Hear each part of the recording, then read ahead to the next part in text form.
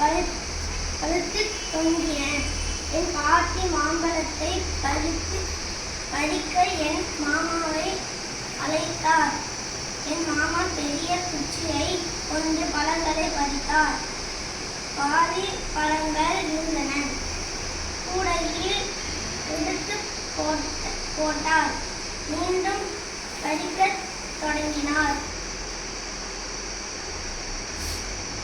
பாட்டியோ எல்லா பழங்களையும் பறிக்காதே என்று மாமா என்றார். மாமா ஏன் என கேட்டார்.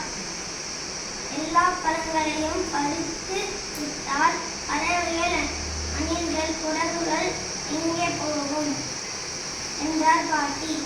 அதை கேட்ட மாமா அன்பாக சிரித்தார்.